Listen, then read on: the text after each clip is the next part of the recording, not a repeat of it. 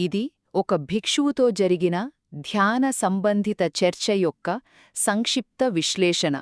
చూడండి, ధ్యానం అంటే ఏంటో అన్నదానిమీద మనలో చాలామందికి కొన్ని అపోహలు ఉంటాయి కదా. ఈ చర్చ సరిగ్గా ఆ గందరగోళాన్ని తొలగిస్తుంది. ధ్యానమంటే ఏదో కష్టమైన నియమాలు పాటించటం కాదు, మన మనస్సు ఎలా పనిచేస్తుందో నిజాయితీగా అర్థం చేసుకోవడమే. మొదటిగా చాలామంది ఏమనుకుంటారంటే ధ్యానం ఒక పోరాటం లాంటిదని.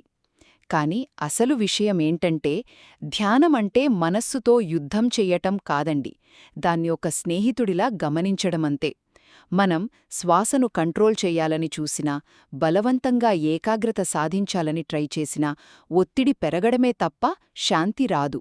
సరే, మరి మనస్సుతో పోరాడకూడదు, అంతా బాగానే ఉంది, కానీ అసలు మొదలుపెట్టడమే కష్టంగా అనిపిస్తే ఏం చెయ్యాలి? అక్కడే ఈ రెండో పాయింట్ వస్తుంది. ఆనాపానసతి అంటే శ్వాసమీద ధ్యాస పెట్టడం లాంటివి కొంచెం కష్టంగా అనిపించచ్చు. అలాంటప్పుడు సింపుల్గా నడక ధ్యానంతో గాని లేదా పొట్ట కదలికలను గమనించడంతో గాని మొదలుపెట్టండి.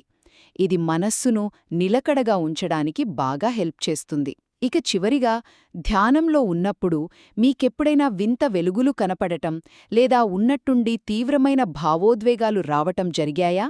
అలాంటప్పుడు భయపడాల్సిన పనిలేదు.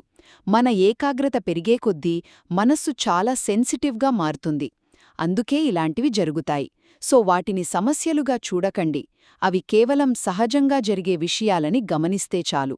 ఒక్క మాటలో చెప్పాలంటే ధ్యానమంటే బలవంతంగా చేసే ప్రయత్నం కాదు, అది సహజంగా, నిజాయితీగా చేసే ఒక గమనిక అంతే.